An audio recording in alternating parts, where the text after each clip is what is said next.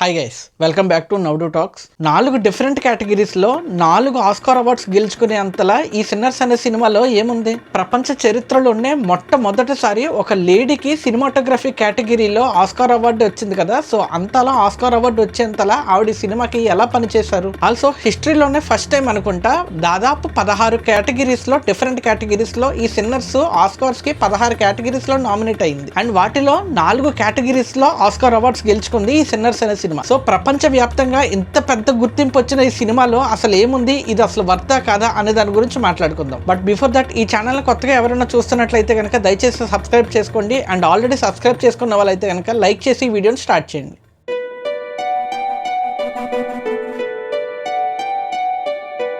Sinners అనే సినిమాని ఎందుకు చూడాలి అనే దానికి చాలా కారణాలు ఉండొచ్చు. బట్ నాకు పర్సనల్గా ఉన్న కారణం ఏంటంటే డైరెక్టర్ రైన్ కోగ్లర్ అని ఉంటారు. ఇతను బ్లాక్ ప్యాంథర్ కూడా తీశారు. మీకు తెలియడం కోసం క్రీడ్, బ్లాక్ ప్యాంథర్ లాంటి బెస్ట్ మూవీస్ తీశారు ఇతను. సో నన్ను అడిగితే ఇతని కోసం చూడొచ్చు అంటారు. ఒకవేళ ఇతని గురించి లేదా బయట డైరెక్టర్ల గురించి వాళ్ళ గురించి పెద్దగా తెలియని వాళ్ళకి ఒక చిన్న ఇంట్రడక్షన్ ఇస్తుంది ఈ సినిమా గురించి. ఆ చిన్న కైండ్ ఆఫ్ సినాప్సిస్ అనుకోండి. కథ విషయానికి వస్తే శామ్ అనే కుర్రోడు చుట్టూ తిరిగే కథ అనమాట. ఇది తన జీవితంలో జరిగిన కథ.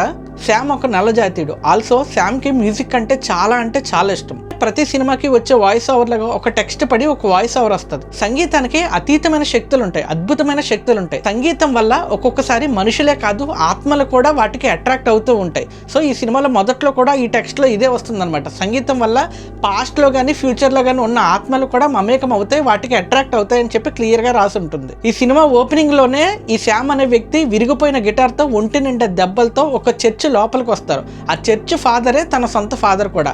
ఆయన అంటాడు, శామ్ నువ్వు గిటార్ వదిలేసి మ్యూజిక్ పక్కన పెట్టేసి ఇటు వచ్చాయని క్లియర్గా చెప్తాడు. సో ఆ శామ్ ఎవరో, తన చేతిలో ఉన్న గిటార్ ఎందుకు విరిగిపోయింది, తన ఒంటి నిండా దెబ్బలేంటి అని చెప్పడానికి కథను వెనక్కి తీసుకెళ్తాడు. ఎక్కువ కథ ఇది, దాని ప్లాట్స్ ఇవి అని చెప్పి మీ టైం వేస్ట్ చేయను, చాలా సింపుల్గా చెప్పేస్తాను. 2 బ్రదర్స్ ఉంటారు, నల్ల జాతీయులు, పేర్లు ఎందుకులేండి.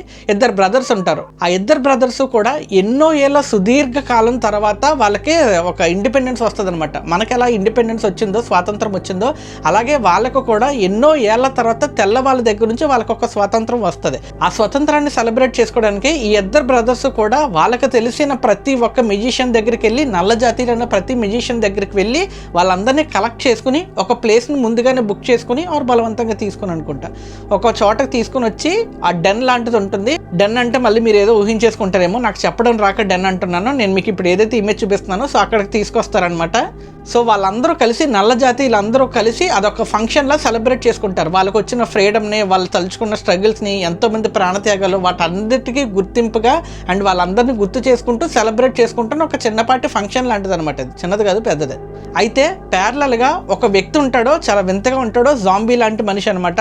అతన్ని మనం వ్యాంపైర్ అని కూడా పిలవచ్చు. సో ఈ వ్యాంపైర్ అనే వ్యక్తి ఉన్న పలంగా ఒక ఇంటి దగ్గరికి వెళ్ళి, నన్ను కొంతమంది తరుముతున్నారు, కొంతసేపు తలదాచుకొచ్చా, మీ ఇంట్లో కావాలంటే నేను మనీ ఇస్తాను, నేను మీకు ఏదైనా చేస్తానని చెప్పానంటే వాళ్ళు జాలిపడి సరే అని లోపలికి రాణిస్తారు. అలా ఉండనిచ్చినందుకు గాను ఇతను వాళ్ళిద్దరి మీద అటాక్ చేసి వాళ్ళని కూడా జాంబీలా మార్చేస్తారు, అదే వ్యాంపైర్స్ లా మార్చేస్తాడు. సో ఆ ఇంట్లో ఉన్న ముగ్గురు కూడా ఇప్పుడు వ్యాంపైర్స్ లా మారిపోతారు, రక్తం తాగే వ్యాంపైర్స్ లా మారిపోతారు. ఇంకొక పక్కన ప్యారలల్ గా ఈ శామ్ అనే వ్యక్తి, అలాగే ఆ 2 బ్రదర్స్ ఎవరైతే ఉన్నారో వీళ్ళందరూ కలిసి ఆ ఫంక్షన్ ని చాలా మంచి జోరుగా జరుపుకుంటూ ఉంటారనమాట. అయితే అప్పుడే మొదలవుతుంది అసలైన పాట. ఈ శామ్ అనే వ్యక్తి సడన్ గా ఒక పాట ఎత్తుకుంటాడు, ఒక పాట పాడటం స్టార్ట్ చేస్తాడో. ఇది ఒక అద్భుతమైన సీన్.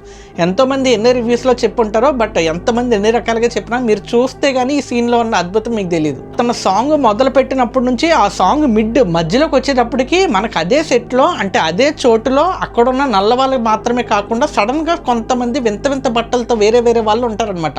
వాళ్ళందరూ ఎవరంటే ఆత్మలు. సినిమా బిగినింగ్ లో చెప్పినట్టే సంగీతానికి ఆత్మలు, పాస్ట్ లోను ఫ్యూచర్ లో ఉన్న ఆత్మలు కూడా అట్రాక్ట్ అవుతాయి. సో ఈ ఆత్మలన్నీ కూడా వాటికి అట్రాక్ట్ అయ్యి, ఆ సంగీతానికి అట్రాక్ట్ అయ్యి వచ్చేస్తూ ఉంటుంది అనమాట. వీళ్ళది ఒక ద జూక్ అనే క్లాన్ అయితే గనక, తెల్లవాళ్ళది వేరే క్లాన్ అనుకోండి. సో వీళ్ళు మ్యూజిక్ ఎప్పుడైతే ఇలా స్టార్ట్ చేసి మంచి పీక్ మూమెంట్ లోకి తీసుకెళ్తున్నారో అప్పుడు ఆ సంగీతానికి అండ్ ఆ సంగీతంలో ఉన్న ఉత్తేజానికి లోనయ్యి బయట ఉన్న ఆ ముగ్గురు వ్యాంపైర్స్ ఎవరైతే ఉన్నారో వాళ్ళ మామూలు మనుషుల్లో వచ్చి లోపలికి వస్తారనమాట. అయితే ఇక్కడ చిన్న ట్విస్ట్ ఏంటంటే, ఎవరో ఒకరు పిలిస్తేనే, అంటే ఇన్వైట్ చేస్తేనే వాళ్ళు లోపలికి రాగలరు, లేదంటే వాళ్ళు రాలేరు. సో వాళ్ళు బయటే ఉండి మేము లోపలికి రావచ్చా, నేను కూడా మీతో పాటు సెలబ్రేట్ చేసుకోవాలనుకుంటున్నాం అని చెప్పని అంటారు. అయితే వీళ్ళు ఒక తెల్లవాళ్ళు అవ్వటం వల్ల అక్కడ ఉన్న ఇద్దరు బ్రదర్స్కి అనుమానం వచ్చి వాళ్ళని లోపలికి రానివ్వరు. వీళ్ళు ఎన్ని రకాలుగా బతిమలాడినా సరే వాళ్ళకి ఎందుకో డౌట్ వచ్చి వద్దు అని చెప్పని ఆపేస్తారు. సో వీళ్ళు బయటే ఉండిపోతారు, నెమ్మదిగా మ్యూజిక్ వాయించుకుంటూ ఉంటారు. అయితే ఇదే క్లాన్ లో ఉన్న ఒక తెల్ల అమ్మాయి, ఆ అమ్మాయి వీళ్ళిద్దరు బ్రదర్స్ లో ఒకరికి లవరు. సో ఆ అమ్మాయి ఏదో గొడవ అయ్యి బయటకు వచ్చేస్తుంది, బయటకు వచ్చి కూర్చుంటుంది. బయటకు వచ్చి కూర్చుంటే వీళ్ళు బయట ఎవరైతే వ్యాంపైర్స్ ఉన్నారో వాళ్ళు మ్యూజిక్ వాయిస్తూ ఉంటారు. వాళ్ళతో కాసేపు ఉన్నాక వాళ్ళు ఈ అమ్మాయిని అటాక్ చేస్తారు. ఆ అమ్మాయి కూడా వ్యాంపైర్లా మారిపోతుంది.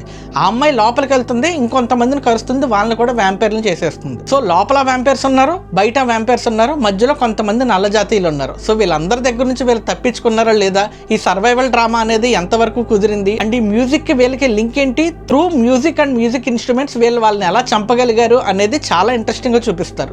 ఇప్పటి వరకు నేను మీకు చెప్పిన కథ ఇది మన కళ్ళ ముందు జరుగుతున్న కథ అయితే, అంటే మన టీవీలో జరుగుతున్న కథ అయితే, ఇదే కథలోంచి ఇంకో కథ కూడా మనకి క్లియర్ గా అర్థమవుతుంది అనమాట. ఈ సినిమాలో ఉన్న పాత్రలందరినీ కూడా ఒక మెటాఫర్ లో యూజ్ చేసుకుంటూ అప్పట్లో తెల్లవాళ్ళు నల్ల వాళ్ళ దగ్గర నుంచి వాళ్ళ అస్తిత్వాన్ని, వాళ్ళ ఆస్తుల్ని, వాళ్ళకున్న శక్తుల్ని అండ్ వాళ్ళకున్న మూలాల్ని, దైవత్వాన్ని, వీటన్నిటిని కూడా లాక్కున్నారు వీళ్ళు. అండ్ డైరెక్టర్ కూడా ఇండైరెక్ట్ గా ఈ కథ ద్వారా చెప్పాలనుకుంటుంది మనకు అదే. అందుకే మీరు చూసుకుంటే ఇప్పటి వరకు సెలబ్రేట్ చేసుకుంటున్న వాళ్ళు వీళ్ళందరూ కూడా సప్రెషన్ కి గురైన నల్ల జాతీయులు, వ్యాంపైర్స్ లో ఉన్న వాళ్ళు తెల్ల జాతీయులు. చరిత్రలు మీరు చూసుకున్నా కూడా అంతే. ఈ తెల్ల జాతి వాళ్ళు బలవంతంగా రావటం, వీళ్ళల్లో కలిసిపోవటం, వీళ్ళకి నెమ్మదిగా ఒక మతాన్ని రుద్దటం అండ్ ఆ సమస్యను సృష్టించడం, వాళ్ళ దగ్గర నుంచి వాళ్ళకి ఎంతో ఇష్టమైన సంగీతాన్ని కూడా వాళ్ళు లాక్కోవడం. సో వీటన్నిటికీ ప్రయత్నిస్తూ ఉంటారు అనమాట.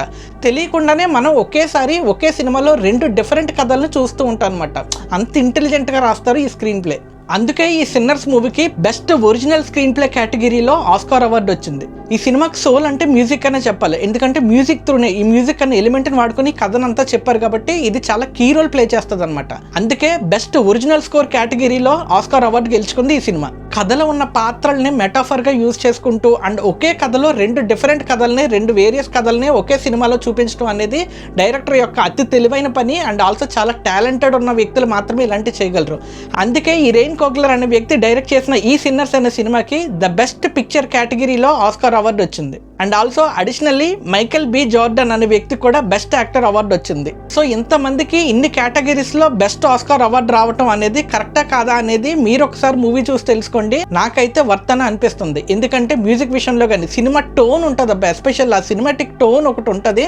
ఆ టోన్ చివరి వరకు కూడా క్యారీ అవుట్ చేస్తారు. మనకు ఆ మూవీ ఆ ఫీల్డ్లోకి వెళ్ళిపోతాం అనమాట. మనం పైకి ఇది హర్రర్ మూవీ, దయ్యాల మూవీ అన్నట్టు అంటున్నారు కానీ, ఈ వ్యాంపైర్స్ ఇదంతా అంటున్నారు కానీ, చివరి నిమిషం వరకు మనల్ని హుక్ చేసేది ఏంటంటే టెన్షన్. నెక్స్ట్ ఏం జరుగుతుంది, నెక్స్ట్ మూమెంట్ ఏమవుతుంది అని చివరి వరకు కూడా చూసేటట్టు చేయడమే అండ్ ఆ ఎంగేజ్ చేయడమే అసలైన పాయింట్ అనమాట. అండ్ దాన్ని వీళ్ళు 100 out of 100 అచీవ్ చేశారనే చెప్పొచ్చు. ఎందుకంటే నేను ప్రతి సినిమాలో చూసేది ఏంటంటే ఎమోషన్. ఒక ఎమోషన్కి కనుక నేను కనెక్ట్ అవ్వగలిగితే నాకు అసలు అది చాలా బాగా ఎక్కుతుంది. మీకు గుర్తుందా ఈ డైరెక్టర్ పేరు గుర్తొచ్చావదే, బాంగ్ జూన్ హూ అనుకుంటా, పారాసైట్ డైరెక్టర్. ఆ పారాసైట్కి ఆస్కార్ అవార్డు కూడా వచ్చింది, మీకు తెలిసే ఉంటుంది. అతను అంతకు ముందు తీసిన ఓక్జా అని ఒక సినిమా ఉంటుంది, ఓక్జా ఓకేజేఏ అనుకుంటా, ఓక్జా అనే సినిమా ఉంటుంది. అదొక పంది గురించి అనుకుంటా సినిమా, పెద్ద పందిలా ఒకటి ఉంటుంది. మళ్ళీ పంది కదని కింద కామెంట్లు వేసుకోకండి, నాకైతే అది పందే. సో ఉంటుందన్నమాట, ఓక్జా అని ఒక సినిమా ఉంటుంది. అది మీకు ఎమోషన్ వేరే రేంజ్లో కొడుతుంది. చివరి నిమిషం వరకు వచ్చి దానికి ఆస్కార్ రాలేదు. సో అలా ఒక ఎమోషన్ ఉంటుంది ప్రతి సినిమాకి, ప్రతి సినిమాలో ఒక ఎమోషన్ ఉంటుంది. ఎమోషన్కి మనిషి ఒక్కసారి కనెక్ట్ అయితే దాన్ని చివరి వరకు కూడా చాలా బాగుంటుంది అనమాట. సిన్నర్స్ అనే సినిమా మొదటి నుంచి చివరి వరకు కూడా మిమ్మల్ని ఒక ఎమోషన్కి అటాచ్ చేసి దాన్ని చివరి వరకు తీసుకొచ్చి మంచి పే ఆఫ్లో ఇస్తారనమాట. ఈ సినిమా చాలా మందికి నచ్చుతుంది. ఎస్పెషల్లీ సినిమాలు అంటే ఇంట్రెస్ట్ ఉన్న వాళ్ళకి, ఈ అసిస్టెంట్ డైరెక్టర్స్ కావచ్చు, రైటర్స్ కావచ్చు, స్క్రీన్ ప్లే రైటర్స్ కావచ్చు, ఇలా క్రాఫ్ట్ మీద ఇంట్రెస్ట్ ఉన్న క్యాండిడేట్స్కి అయితే కనుక చాలా మైన్యూట్ డీటెయిల్స్ కొన్ని తెలుస్తాయి. ఒక బుక్కే రాసుకోవచ్చు, మీరు చిన్న మినీ బుక్ రాసుకోవచ్చు. అన్ని డిఫరెంట్ టెక్నిక్స్ ఉంటాయి, ఆల్సో అన్ని డిఫరెంట్ కైండ్ ఆఫ్ ట్రాన్సాక్షన్స్ ఉంటాయి త్రూ మ్యూజిక్. సో అదొకసారి మీరు అబ్జర్వ్ చేస్తే తెలుస్తుంది. So that's it for today. ఈ ఇయర్ ఆస్కార్ అవార్డ్స్ గెలుచుకున్న సినిమాల్లో సిన్నర్స్ ఈజ్ మై ఫేవరెట్. మీకు నచ్చిన ఆస్కార్ గెలుచుకున్న సినిమా ఏంటనేది కామెంట్ చేయండి. అండ్ ఈ ఇయర్ అనే కాదు, ఏ ఇయర్ అయినప్పటికీ కూడా బెస్ట్ ఆస్కార్ మూవీ మీ లైఫ్లో ఏది అనేది కామెంట్ సెక్షన్లో షేర్ చేసుకోండి. ఈ వీడియో నచ్చితే లైక్ చేయండి, మీ ఫ్రెండ్స్ అండ్ ఫ్యామిలీకి షేర్ చేయండి. మరి ముఖ్యంగా ఇలాంటి రివ్యూస్ అండ్ మూవీ రికమెండేషన్స్ కోసం ఇప్పుడే నౌడు టాక్స్ అనే ఛానల్ని సబ్స్క్రైబ్ చేసుకోండి. Forever thankful to you. This is J signing off from Nowdu Talks. Thank you.